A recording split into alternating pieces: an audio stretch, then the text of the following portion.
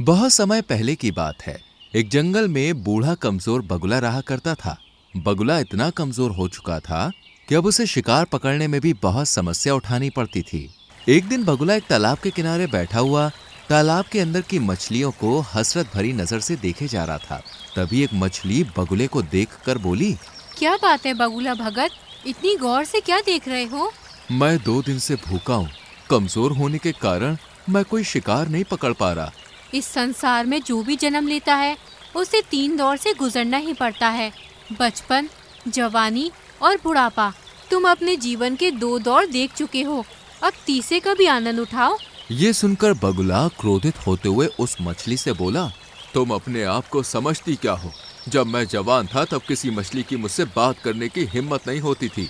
लेकिन अब तुम जवान नहीं हो, अब जवान मैं हूँ। तुम हंसकर मेरा मजाक उड़ा रही हो? तुम इसी काबिल हो बगुले भगत।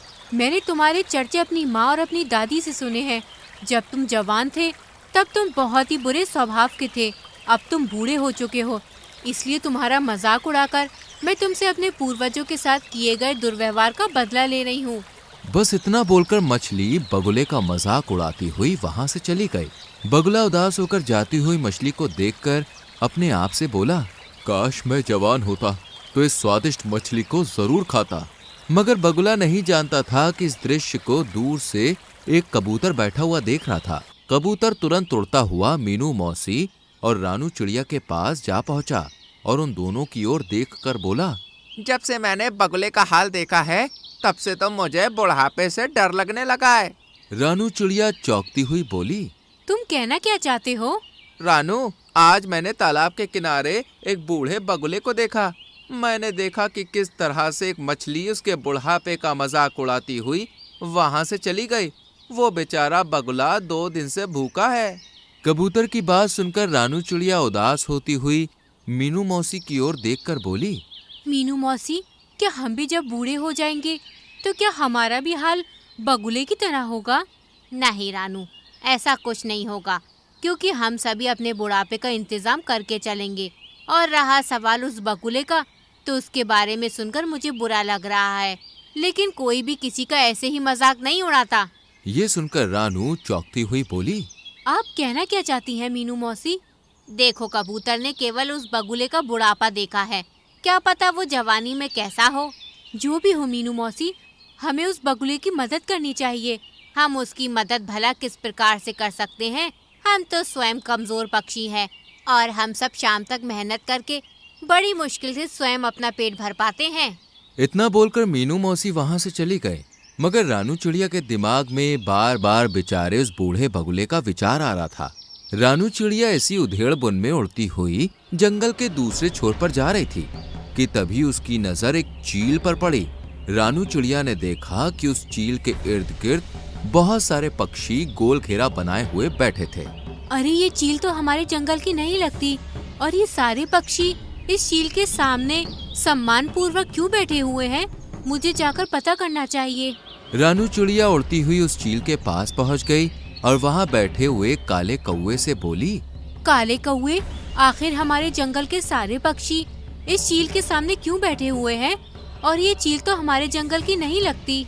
रानू, ये कोई मामूली चील नहीं है, बल्कि चमत्कारिक और विचित्र चील है, जो दूसरे जंगल से भ्रमण करती हुई यहाँ तक आई है। कुछ दिनों बाद ही यहाँ से चली भी जाएगी। जितने भी पक्षी यहाँ मौजूद हैं, उनकी कोई ना कोई समस्या है। वो सब अपनी समस्याओं का समाधान करवाने के लिए इस चील के पास बैठे हैं। रानू चिड़िया हंसते हुए काले कौवे से बोली, मुझे तुमसे ऐसी अंधविश्वास भरी बातों की उम्मीद नहीं थी। नहीं रानू, मैं स्वयं अपनी आंखों से इस चील का चमत्कार देख चुका हूँ। तभी वो चील रानू चिड़िया की ओर देखकर बोली, मैं कोई पाखंडी चील नहीं हूँ। मुझ में वास्तव में चमत्कारिक शक्तियाँ हैं। मैं कैसे मान लूँ? तो फिर तुम मुझे बताओ, तुम क्या देखना चाहती हो कि तुम्हें विश्वास हो जाए कि मैं एक चमत्कारिक चील हूँ? हमारे जंगल में एक बगुला बूढ़ा हो चुका है। बूढ़े होने की वजह से बेचारा वो शिकार नहीं कर पा रहा है। उसे कई कई दिन तक भूखा रहना पड़ता है और जंगल के प्राणी उस बेचारे बगुले का उसके बुढ़ापे का मजाक उड़ाकर चले जाते हैं। अगर तुम वास्तव में चमत्कारिक चील हो तो फिर तुम कुछ ऐसा करके दिखाओ कि वो बगुला दोबारा जवान हो जाए। रानू चिड़िया की बात सुनकर चील रहस्यमयी अंदाज में रानू चिड़िया से बोली, हमें प्रकृति के नियमों के खिलाफ नहीं जाना चाहिए।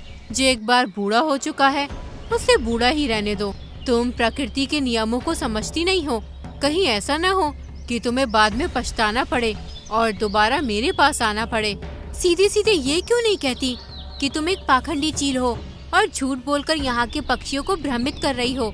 रानू चिड़िया की बात सुनकर चील क्रोधित होती हुई बोली, ठीक है, अगर तुम यही चाहती हो तो यही सही।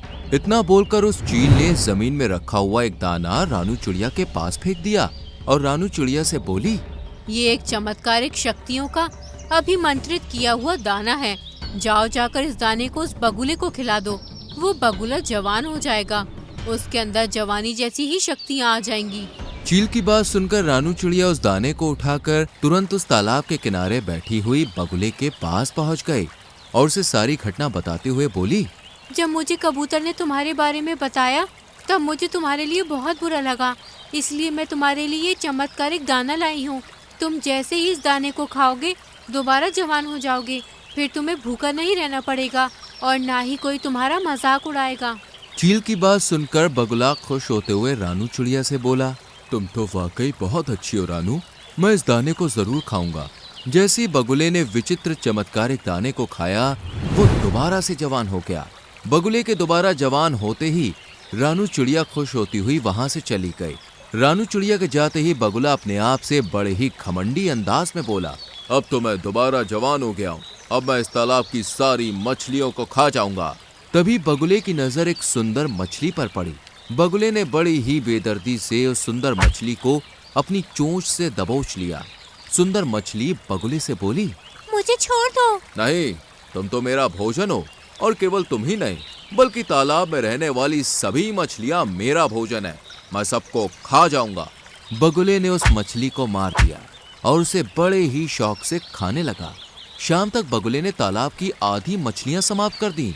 जो मछलियां उसे स्वादिष्ट लगती वो उसे खा जाता और जिन मछलियों में उसे स्वाद नहीं लगता तालाब के किनारे उन्हें फेंक देता और वो मछलियां तड़प तड़प कर मर जाती। अगले दिन कबूतर अपने पुत्र जो कि एक बच्चा था उसके साथ वहां से गुजर रहा था। कबूतर अपने पुत्र को उड़ना सिखा रहा था। तभी उसकी नजर बगुले पर पड़ी जो कि जवान हो चुका था। कबूतर अपने बेटे के साथ तुरंत उस बगुले के नजदीक पहुंच गया। तुम्हें जवान देखकर मुझे बहुत ही अच्छा लग रहा है। तभी कबूतर की नजर वहां मरी हुई मछलियों पर पड़ी। ये तो तालाब की मछलियां हैं। बगुला उदासी से कबूतर से बोला, पता नहीं कल रात क्या हुआ, सारी मछलियां तालाब से बाहर आ गईं और अपने आप तड़पते तड़पते मर गईं। ये तो बहुत बुरा हुआ। वैसे भी मछलियां तुम्हारा बहुत मजाक उड़ाती थीं। अच्छा सुनो, मुझे एक बहुत ज़रूरी काम है और ये मेरा छोटा बेटा है, मैं इसे उड़ना सिखा रहा हूँ। क्या तुम कुछ देर के लिए इसका ख्याल रख सकते हो? हाँ हाँ, क्यों नहीं, तुम आराम से जाओ और अपना काम समाप्त करके आना, तब तक मैं तुम्हारे बेटे का ख्याल रखूंगा। कबूतर वहां से चला गया। बगुला कबूतर के उस नन्हे बच्चे को गौर से देखने लगा। सच तो ये था कि उसके मुंह में पानी आ रहा था। वो मन ही मन में बोला, जब मैं जवान था तब मैं कबूतरों का मांस बड़े ही शौक से खाया करता था। कबूतर का मांस मेरा पसंदीदा मांस था। खैर कोई बात नहीं, अब मैं दोबारा जवान हो गया हूँ, क्यों ना मैं इस कबूतर के बच्चे का मांस चख लूं। तभी वो कबूतर का बच्चा बड़ी मासूमियत से बगुले से बोला, क्या हुआ, आप मुझे इतनी गौर से क्यों देख रही हैं? तुम्हें देखकर मेरी भूख और बढ़ती जा रही है। इतना कहकर बगुले ने अपनी चोंच से उस कबूतर के बच्चे को बड़ी ही बेदर्दी से मार दिया और उसे खा गया। कुछ देर के बाद जब कबूतर वहां पर आया तो अपने बच्चे को ना पाकर वो बगुले से बोला, अरे मेरा बच्चा कहाँ गया? तभी तालाब से एक मछली निकलकर बाहर आ गई और कबूतर से बोली, तुम्हारे बच्चे को यही बगुला भगत खा गया है। ये सुनकर कबूतर अविश्वास भरी नजरों से बगुले की ओर देखने लगा। तभी बगुला अकड़ता हुआ कबूतर से बोला, हाँ खाया है, तो इसमें समस्या क्या है? मुझे मांस पसंद है और तुम्हारे बच्चे का मांस मुझे बहुत ही ज्यादा अच्छा लगा, इसलिए मैं उसे खा गया। ये तो बहुत गलत बात है। तो तुम क्या कर लोगे? तुम मेरा मुकाबला नहीं कर सकते। समझ गया, इसका मतलब इस तालाब के अंदर रहने वाली मछलियों को भी तुम नहीं मारा है। इतना बोलकर कबूतर उड़ते हुए रानू चिड़िया के पास पहुंच गया और उसे सारी घटना बताते हुए बोला, मुझसे बहुत बड़ी भूल हो गई रानू चिड़िया, वो बगुला बूढ़ा ही सही था। मुझे तुम्हारे बच्चे की मौत के बारे में सुनकर बहुत बुरा लग रहा है और मुझे अपने ऊपर पछतावा भी हो रहा है। उस चील ने बिल्कुल सही कहा था, हमें प्रकृति के नियमों के साथ छेड़छाड़ नहीं करनी चाहिए।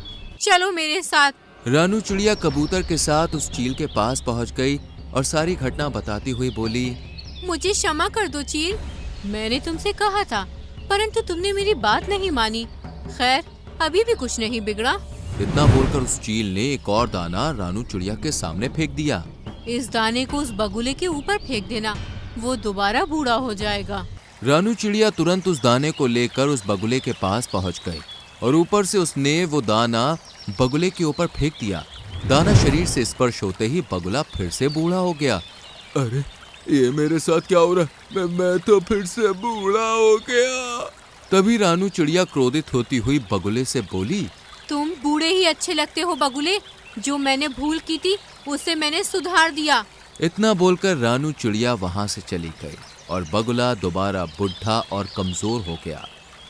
तो दोस्तों, कैसी लगी आपको हमारी ये कहानी?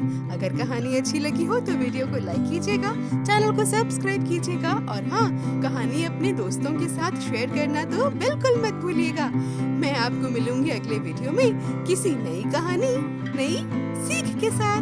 तब तक के लिए बाय बाय।